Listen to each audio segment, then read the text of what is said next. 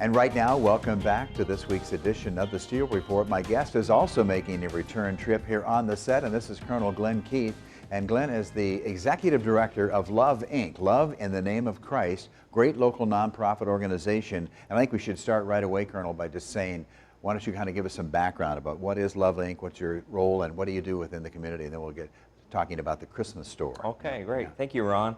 So, Love in the Name of Christ, we're here in the Cedar Valley. We're a partnership of 43 churches here in the Cedar Valley. And our mission is to mobilize a local church to transform lives and communities in the name of Christ. On average, we serve about 4,000 families and individuals per year. And we mobilize about 19,400 volunteer hours per year with all 43 churches. So when you have so many churches, and of course the mission of churches is to help individuals within the community, and really many churches have missions overseas and everything like that. So when you look at what you're doing here, what's the most important aspect, do you think, of Love, Inc.? Well, we're here to transform lives in the name of Christ. So we offer an opportunity for church members to serve their community and love their community right here in the Cedar Valley.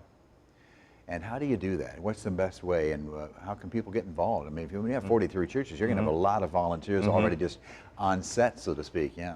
Well, I will tell you, there's multiple ways to support Love, Inc. One is financially. As a nonprofit, we're always dependent on the community's generosity. Second is to volunteer. We're always looking for folks to help us in our mission. We only have 3 full-time staff, but we mobilize a couple hundred volunteers per month serving the community in various ways. So that's the second way to serve. And then during this Christmas season, we are actually going to be collecting toys to serve up to 700 families this year. And of course, you're talking about then the Christmas store. In fact, you were on the show last year talking about that. What exactly is that? You're asking families to sign up. Is there an eligibility, and what exactly is the Christmas store? So the Christmas store is an opportunity that we've been doing here in the Cedar Valley under the Love, Inc. umbrella for the last 8 years. We will have 5 different stores where we have a total of 6 churches co-hosting, but we're collecting gifts and we're getting support from all 43 churches. And if folks are interested in signing up to be a customer at one of the stores, we're allowing families to sign up online, which is at loveincv.org. And families can register online, and then within a week or two, they're going to get a phone call from one of our volunteers to verify the family, to verify the number of children, and to schedule them for one of the stores. At each store, a family can buy up to 5 gifts, and they're at a 80% markdown. So we sell them at $2, $4, or $6 each. But these gifts have been donated by churches.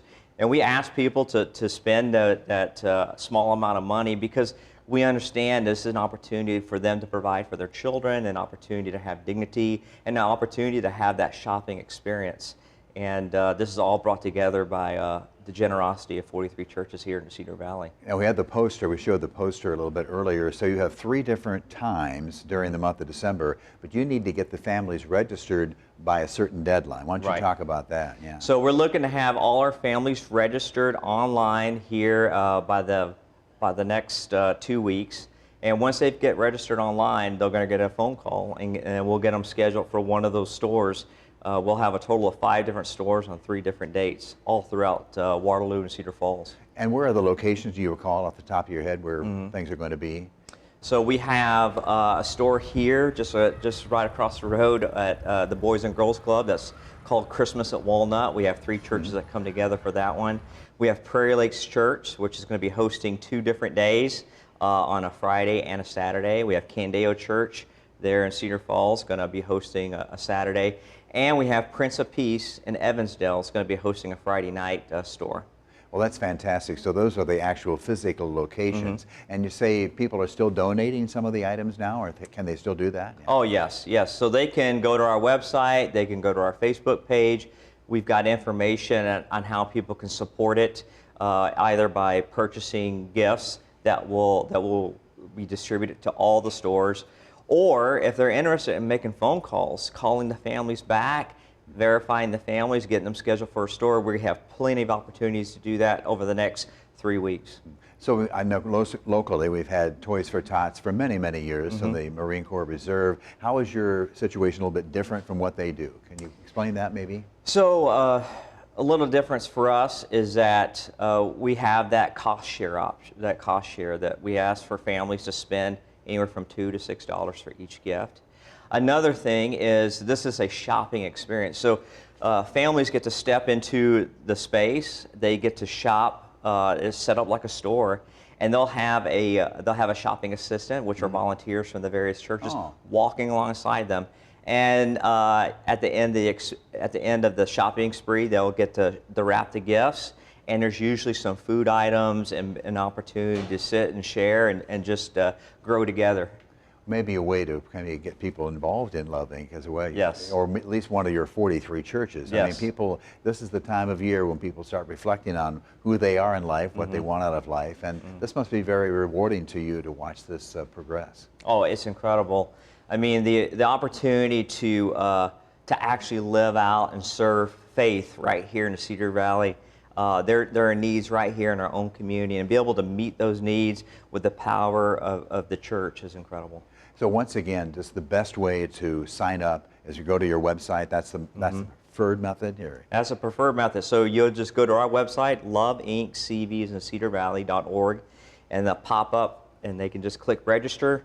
They'll get signed up, and they'll get a phone call within the next couple of weeks from some of our volunteers. And again, we'll put the poster up here, and there are 3 different dates then for these actually taking place, okay, in December. But the main thing is meet that deadline, which is, I think you said December 2nd maybe? Or? Yeah, that sure is. So make sure you get registered, and we'll call you back and get you set up for a particular store in a certain time. How many families do you think you'll be serving this year? 700 families. Wow. It just has grown over the years from we're having just maybe a couple hundred to now we're serving 700 families. It's an incredible opportunity. And through this process, we're mobilizing anywhere from 500 to probably 800 volunteers at any one time throughout the Cedar Valley. Well, it's a tremendous effort, Colonel. Really, really appreciate that. So best of luck to you and Love Inc. and all of your 43 churches. That's a fantastic partnership, no doubt about that.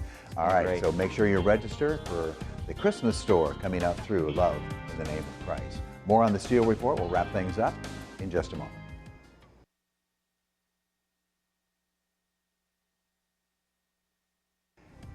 Well, that's it for this week's edition of the Steele Report. As always, thanks to Mercy One Dubuque and the Avery Foundation for all they're doing to help area families dealing with cancer. And be sure to check out the Christmas store from Love Inc. As always, thanks for watching. We'll see you back here next week with a new edition of the Steele Report.